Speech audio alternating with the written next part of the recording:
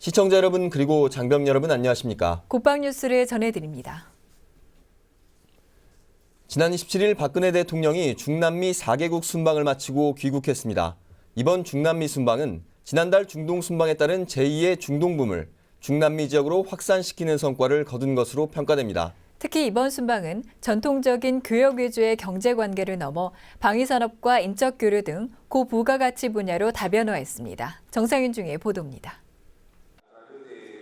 박근혜 대통령이 9박 12일간의 중남미 4개국 순방을 마치고 지난 27일 귀국했습니다. 대부분 중소기업으로 구성된 1:1 현지기업 상대매에선 우리 기업 76개사가 현지기업 500여사를 상대로 약 6억 5천만 달러의 실질 성과를 얻었습니다. 박 대통령의 콜롬비아 국빈 방문에선 지난 2012년 체결 이후 발효 절차가 지연돼 온 한 콜롬비아 자유무역 협정이 급물살을 탈 것으로 기대됩니다. 또한 117억 달러 규모의 콜롬비아 인프라 개발 프로젝트에 우리 기업들의 수주가 예상됩니다. 페루 방문에서 특히 주목을 끈 것은 방산 분야 협력이었습니다.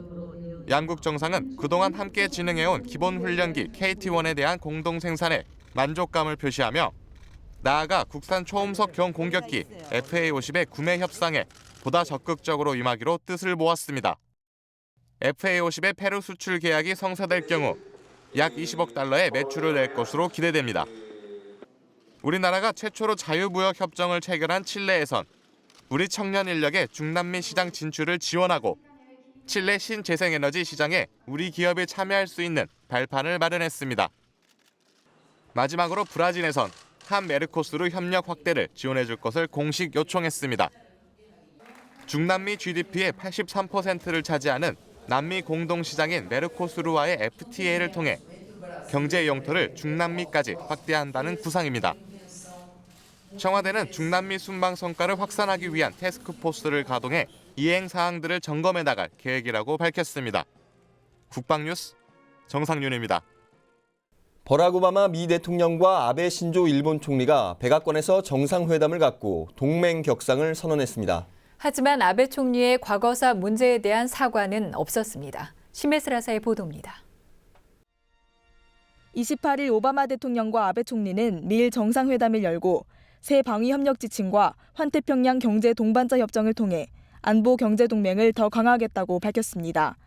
양국 정상은 환태평양 경제 동반자 협정은 더 많은 일자리를 만들고 임금을 높이며 장기적 전략 목표에 대한 협력을 강화함으로써 양국의 경제 성장과 번영을 추동해낼 것이라고 설명했습니다. 새 방위협력 지침에 관련해선 동맹을 변화시키고 억지력을 강화해 장기적인 안보 과제 해결을 보장할 것이라고 평가했습니다. 북한 핵 문제와 관련해서는 북한의 완전하고 검증 가능하며 되돌릴 수 없는 비핵화를 달성하기 위한 외교적 절차에 계속 주력하겠다고 밝혔습니다. 또 북한의 2005년 육자회담에서의 공동선언에 따른 의무를 존중하기 위해 구체적으로 실천하도록 촉구했습니다. 한편 아베 총리는 일본군 위안부 피해자들에 대해 깊은 고통을 느낀다는 말을 반복했을 뿐 사과나 사죄는 하지 않았습니다. 한국과 미국, 중국의 시민사회단체들은 미 의사당 앞에서 아베 총리의 역사 왜곡을 규탄하고 반성을 촉구하는 시위를 벌였습니다. 국방뉴스 심예슬입니다. 전역 예정 장병과 전역자의 취업 지원을 위한 2015년 장병 취업 박람회가 29일 개막됐습니다. 30일까지 이틀 동안 일산 킨텍스에서 열리는데요. 대기업과 중소기업 등 230여 개 기업들이 장병들의 적극적인 취업 지원을 위해 참가하고 있습니다. 윤현수 기자입니다. 대한민국이 세계로 뻗어나간다. K무브 취업 지원관. 멘토와 멘티가 대화를 주고받습니다. 중남미 현지에서 20여 년간 사업을 한 최대현 씨. 때론 선배처럼, 때론 아버지처럼 장병들과 마주 앉아 고민을 풀어나갑니다. 중남미 시장이 젊은이들에게 기회일 수 있다는 말도 덧붙입니다. 최근에 들어서 이제 한국 업체들이 중남미 지역에 많이 진출하니까 전역 장병들도 중남미 지역의 취업에 한번 눈을 돌려서 어플라이를 해보시면 좋은 기회가 있을 거라고 생각을 합니다. 전역을 한 달여 남겨둔 ROTC 출신 서범석 중위. 기대 반 호기심 반으로 찾은 박람회장에서 많은 걸 배우고 깨달아갑니다. 한정된 시간이지만 많은 부분을 집중해서 해야 되는 게 중요하다는 생각 많이 합니다. 이번 기회를 통해서 제 미래에 큰 초석이 됐으면 좋겠습니다. 지난 1998년 소규모로 매년 한두 번 개최돼 올해로 28번째를 맞이한 전역 예정장병 취업 박람회. 매년 2만여 명의 군장병과 200여 개 기업이 참가하는 국내 최대 규모 취업 행사로 자리 잡았습니다. 특히 올해 박람회에서는 국방부와 고용노동부 장관이 이일학습 병행제 추진을 위한 업무 협약을 체결했습니다. 이일학습 병행제는 스위스와 독일 등 국가에서 하고 있는 도제식 훈련 방식으로 화려한 스펙보다 전문 인력을 키우는 데 초점을 맞추고 있습니다. 국가에 충성한 전역 군인의 빠른 사회 진출과 중소기업의 인력난 해소에 기여할 수 있을 것으로 기대됩니다. 군대라고 하는 그 기간이 일과 학습을 연계하는 그러한 기간이 되면 그러한 연계고리를 역할을 하면 군대를 위해서도 우리 대한민국을 위해서도 굉장히 중요한 일이라고 생각을 합니다. 취업 박람회장에는 군장병들이 보고 느끼고 체험할 수 있는 다양한 프로그램들이 준비되어 있습니다. 채용관에선 1:1 면접을 통한 취업 알선, 창업관에선 창업 관련 상담과 교육, 컨설팅관에선 모의 면접 체험 등 실질적인 취업 지원 프로그램이 제공됩니다. 전역을 앞둔 군장병들에겐 최고의 선물입니다. 예, 도움이 정말 많이 되고요. 이 박람회를 저도 지금 처음인데 오자마자 막 뭐 어떻게 해야 될지 고민하는 사람들이 많은데 여기 보시면은 뭐 이력서를 작성하는 것도 있고 뭐 정보를 검색하는 데도 있고 직접 채용할 수 있는 것도 있어가지고 저도 지금 이력서 빨리 작성해가지고 바로 그 회사에 입사 한번 해보고 싶어요. 국방부는 전역 후 군장병들의 성공적인 사회 복귀를 돕기 위해 적극적인 취업 지원 활동을 지속해 나갈 계획입니다. 국방뉴스 윤여수입니다. 육군협회가 28일 군과 국내외 방산업체 관계자, 주한대사와 무관 등 200여 명이 참석한 가운데 2016 대한민국 방위산업전 사업설명회를 개최했습니다. 지상군 중심의 국제 전문 전시회 2016 대한민국 방위산업전은 내년 9월 7일부터 4일간 일산 킨텍스에서 개최될 예정입니다. 이날 설명회는 지난 2014년 행사에 대한 성과를 공유하고 2016년 행사 계획과 성과 창출을 위한 다양한 프로그램을 소개했습니다. 특히 내년 행사에는 현 정부가 강조하는 창조 경제를 구현하기 위해 창조국방 산업관을 시범적으로 운영하고 국방의료와 전력지원체계 핵심 부품 국산화관 등 특별 기획관을 운영해 차별화할 계획입니다. 육군이 다음 달 1일 응급환자 후송을 전담할 의무 후송항공대를 창설합니다. 전방지역 장병들을 위한 긴급 의무 후송 시스템의 조기 도입으로 부대 창설 계획을 3년 앞당겼습니다. 네, 이처럼 최전방 GOP 지역에서 응급 환자가 발생하더라도 안전하게 접근해서 긴급 후송이 가능하게 됩니다. 원도환 중사의 보도입니다. 육군이 다음 달 1일 김영식 항공작전사령관 주관으로 응급환자 후송을 전담할 의무후송항공대 창설식을 가질 예정입니다. 지금까지 춘천과 포천 지역에서 UH-60 의무후송 헬기로 임무를 수행해왔으나 야간과 악천후 시 비행이 제한돼 어려움이 있었습니다. 또한 지난해 병역문화혁신위원회에서도 전방지역 장병들을 위한 긴급 의무후송팀의 조기 도입 제안이 공감대를 얻어 부대 창설 계획을 3년 앞당겼습니다. 이번에 창설되는 부대에서 운용될 헬기는 수리온 6대이며 우선 세대의 기존 의무후송 헬기에 사용하던 항공후송용 응급처치를 장착시켜 포천과 춘천, 용인에서 임무를 수행하게 됩니다. 나머지 헬기에는 오는 9월까지 항공후송용 응급처치 세트가 설치됩니다. 수리온 헬기에는 자동비행 조종장치와 전방 관측 적외선 장비 등 최첨단 장비가 탑재돼 야간과 악천후 시에도 안전하게 환자를 후송할 수 있습니다.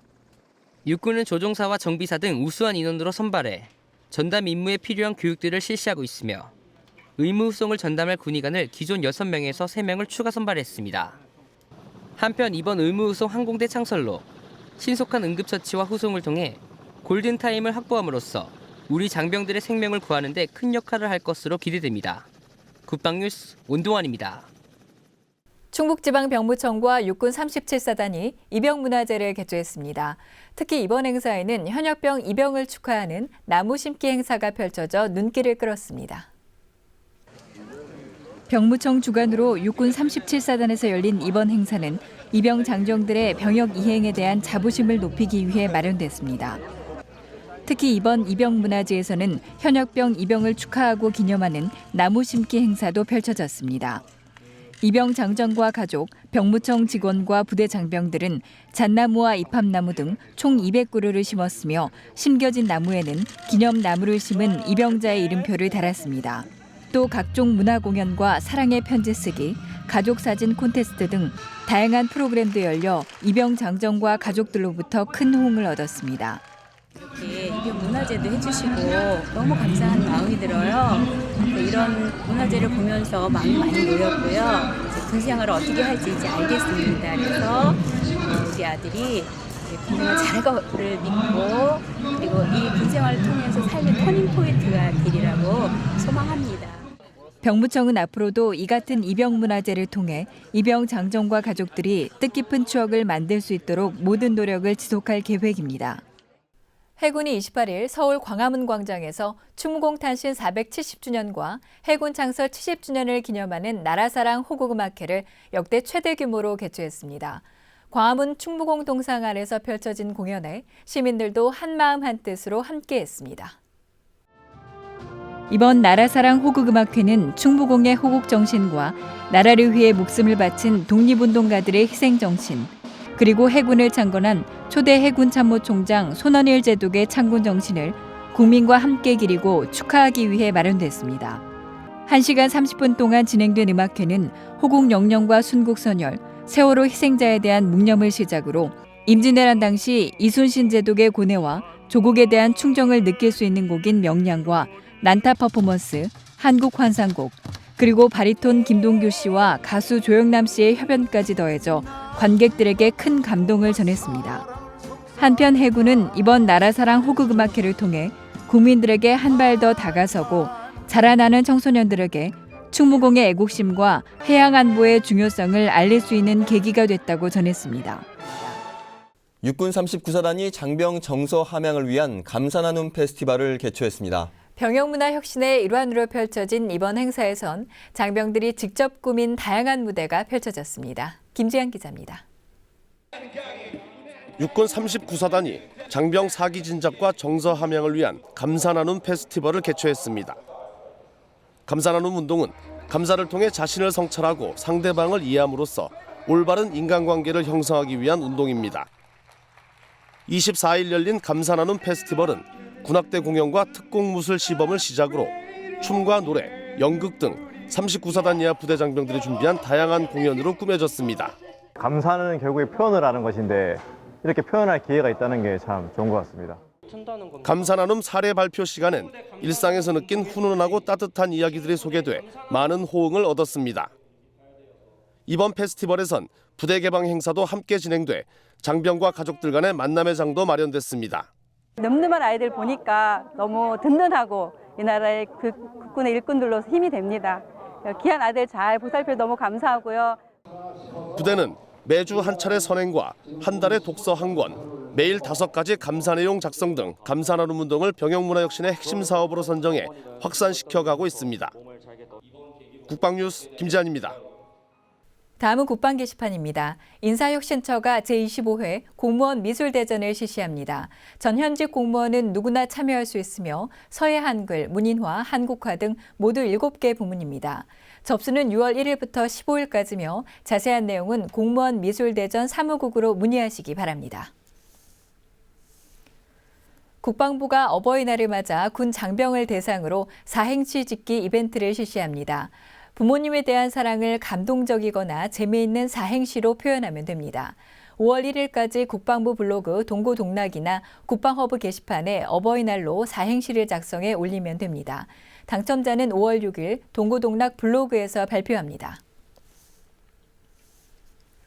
병무청이 5월 1일부터 20일까지 병역이행 부담 완화를 위한 규제 개혁과 제도 개선 방안에 대한 국민 공모를 실시합니다. 국민의 입장에서 병무행정 서비스를 개선하고 다양하고 창의적인 병무 정책을 개발하기 위해 마련한 것으로 징병검사, 현역병 입영 등에 관한 내용입니다. 국민신문고 홈페이지를 통해 접수하며 개인당 2건 이상 접수할 수 있습니다. 방위사업청이 야전에 안정적인 무기체계 배치와 적정 수리부속 확보를 가능하게 하는 조달 수리부속 소요량 산출 소프트웨어인 오아시스 3.0을 개발했습니다. 이번에 개발된 3.0은 최근까지 사용된 오아시스 2.0과 비교해 수리부속 확보 비용을 29%에서 74% 더 감소시켰으며 외국산 소프트웨어 미사용에 따른 약 800억 원의 비용 절감 효과도 기대됩니다. 앞서 전역 예정 장병들을 위한 취업 박람회 소식 전해드렸는데요.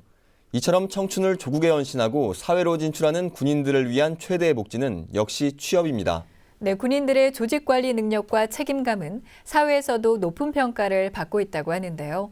그들이 군에서 수행한 다양한 업무와 몸으로 부딪혀 배운 인내와 끈기, 그리고 조직에 대한 투철한 충성심은 우리 사회 각계각층의 발전에도 크게 기여할 것입니다. 국방뉴스를 마칩니다. 시청해주신 여러분 고맙습니다.